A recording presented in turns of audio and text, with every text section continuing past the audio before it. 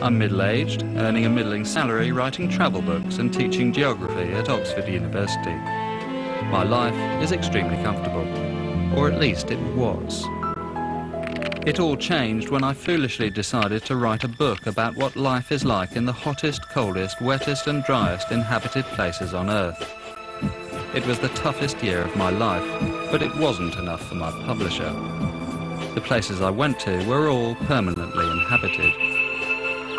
She argued that there must be nastier places on Earth, even if humans couldn't live there all the time.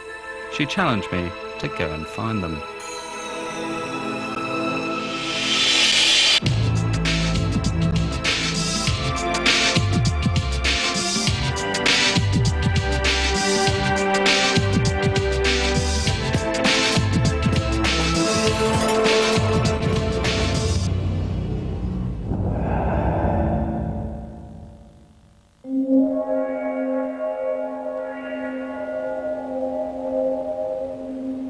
The nomads of the Sahara say that Allah removed all surplus human and animal life from the desert so that there might be one place for him to walk in peace. And this is why the Great Sahara is called the Garden of Allah. It's the biggest desert on Earth, 9 million square kilometers of rock, scrub and sand, filling the northern third of the African continent. I've always loved deserts. But where I'm heading is a desert with a terrifying reputation. It's a part of the Sahara called the Tenere. The word, according to the locals, means simply nothing, or empty. The only nomads who regularly cross this huge sand sea are the little-known Tubu people, and remarkably it's often the women of this small nomadic tribe who lead the caravans.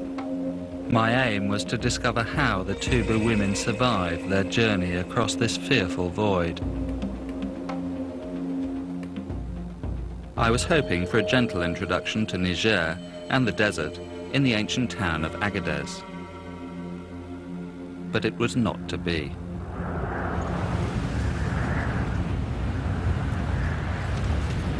The Sahara is the greatest source of dust in the world, and most of it seemed to be in the air of Agadez. So this is it. It's still first day in Agadez, and there's quite a serious dust storm. And it's starting to rain hard. It must be a thunderstorm. The way they happen is that instead of raining to begin with, all the rain evaporates and it churns up this vast amount of sand into the atmosphere. And now the rain's coming, and actually it's going to wash it away. But I saw plastic bags almost as high as the minaret tower over there, with really strong wind for a while. It's slightly, yeah, it's still as strong. And the goats don't like it at all. Everyone is ducking inside, which is the sensible thing to do. But I'm actually quite excited because this really does mean up here, and this is it. And I hope I get one of these in the Tenere Desert. But even if I don't, this is a good start.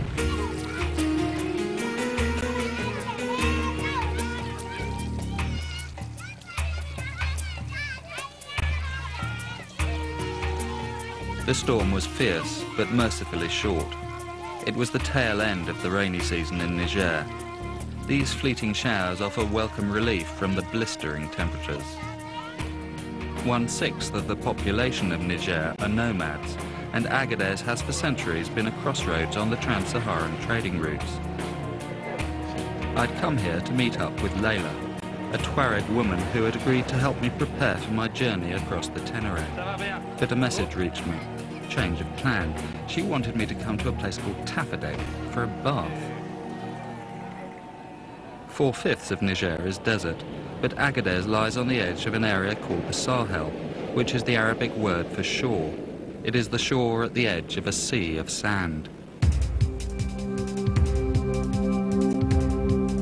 The Sahel covers about 20% of Africa's land surface and separates the arid north from the savanna of the south. But this was nothing compared to what lay ahead of me in the Tenere. In Tafadek, I finally got to meet Layla, who seemed to think that a bath was a vital initiation for my journey. Tafadek, it turned out, was a famous hot spring, and Layla told me that nomads came here to prepare for long and dangerous journeys into the desert. The prescription was total immersion in the curative and extremely hot water. And how hot is it? Very hot. And I've got to completely immerse You have to myself. go inside. Yeah? Yeah, it's really It hot. sounds more like sort of pain than pleasure. Yeah, it is. It is. And you still expect me to do it? Yeah, we're gonna push you, you know. Yeah? He's gonna Yeah, help. he said he's gonna help. Yeah. Oh, merci. Merci, très bien. Layla said that the Tuareg believed in fighting fire with fire. The scaldingly hot water fortified both mind and body for the ferocious heat of the desert. Ça va, monsieur? I asked him how he was, hoping for reassurance. Not good, he replied. But it was my turn next, and there was no turning back.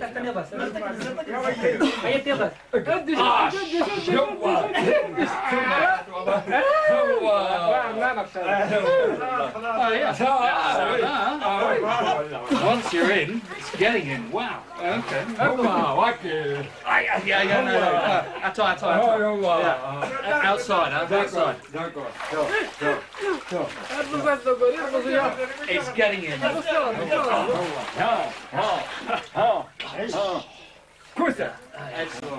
Surprisingly, I rather enjoyed what was to be my last bath for quite some time. The immersion had turned me a fetching shade of lobster, but I would have to wait to see if it had given me the stamina of the desert nomad. If I was going to survive a journey across the Tenere, I needed to learn how to travel like a nomad. Layla told me how tough life was in the desert, and that the nomad's best friend is the camel. It is transport, food source, and currency. She was taking me to a Tuareg encampment, where she'd teach me about these versatile ships of the desert. She had learnt the hard way. Her family had been nomads until the great drought of the 1970s had killed off their camels, and they'd had to move to the city. Next morning, it was straight down to business. How to ride a camel, lesson 1. Edua, my teacher, looked a little intimidating in his shades, but Layla was on hand to offer reassurance and to do some backseat driving.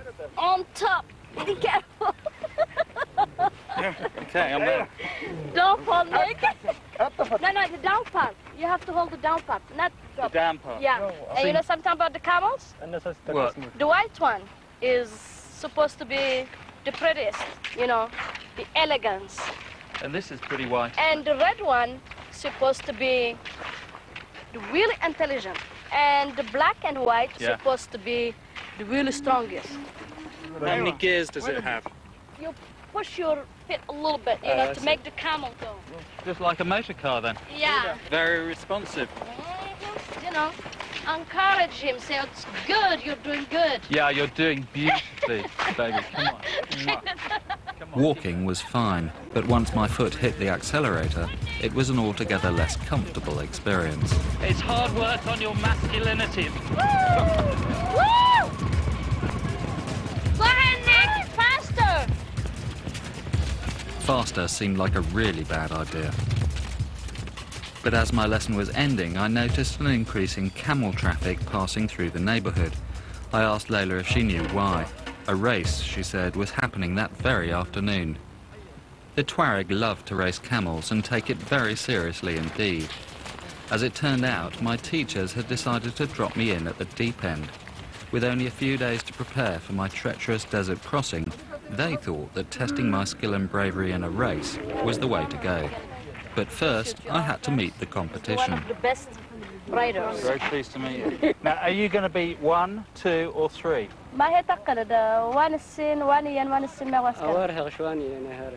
He said he would like to be the first one, Of and he course will. And he will too. Well, best of luck. Very good luck.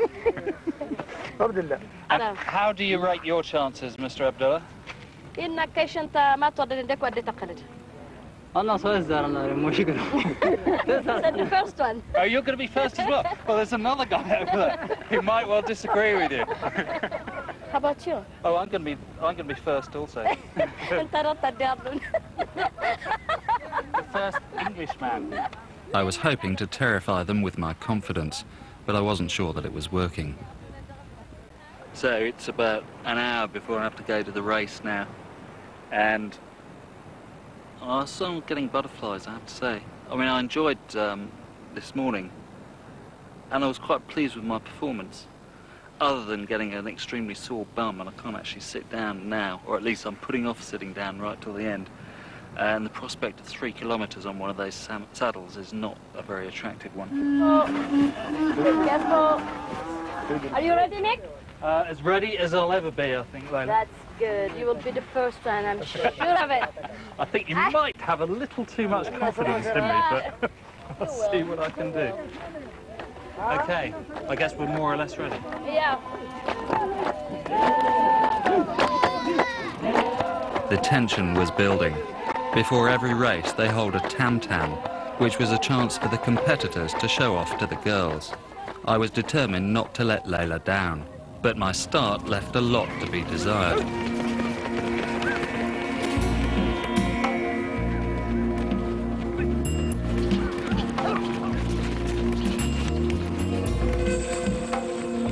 Edua had failed to tell me that the camel's top gear was actually a terrifying canter.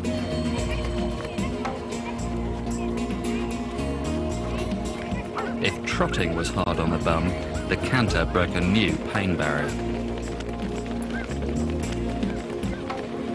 Eventually, I decided to ignore Edua's frantic encouragement, and in order to safeguard the future of the Middleton line, I resorted to a dignified trot. The race was won by the scarily young-looking camel jockey I'd met earlier. The medal ceremony involved both camel and rider receiving the adoration of the crowd in equal measure. I made it! Nah, you made it! I can't believe it! I made it! You are really great!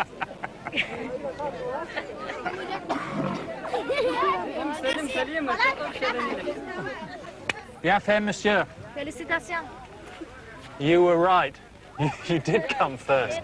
And were you afraid of the English threat? Of course he said, yeah, I said he was afraid that you would come, you know. Yeah, right at the last minute. Run fast. I was trying to time it, but I didn't quite get my timing right. And very difficult on your bottom. Yeah? Really difficult, yeah. Despite the bolts of pain shooting up and down my back, I'd survived the sprint and felt quietly confident about the marathon across the Tenere that lay ahead.